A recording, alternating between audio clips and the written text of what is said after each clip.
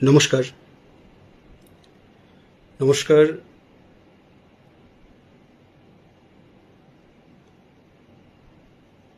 আমি রামকৃষ্ণ কয়াল, পেশায় একজন কলকাতা পুলিশ কর্মী।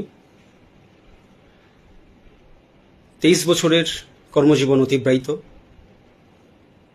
এখনো 17 বছর কর্মজীবন বাকি আছে। তো এই 23 বছর কর্মজীবনের 15টি বছর আমি এই তৃণমূল সরকারকে দিলাম।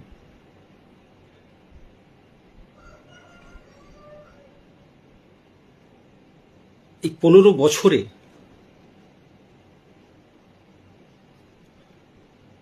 আমি দেখলাম কিভাবে ডিপার্টমেন্টের ইসলামীকরণ হচ্ছে।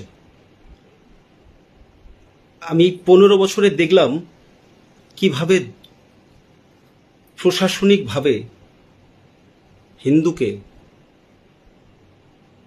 বাঙালিকে মুসলিম হওয়ার জন্য উৎসাহিত করা হচ্ছে।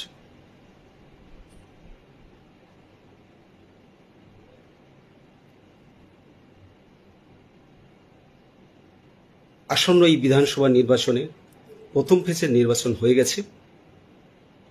সেকেন্ড ফেজের নির্বাচনে এই দক্ষিণবঙ্গের সমস্ত বাঙালির কাছে আমার আবেদন, আপনাদের ভাষায় এই তথাকথিত চটিচাটা দলদাস একজন পুলিশের আবেদন, আপনারা এমনভাবে ভোট করুন, ভোট দিন, যাতে সরকারের পরিবর্তন হয়।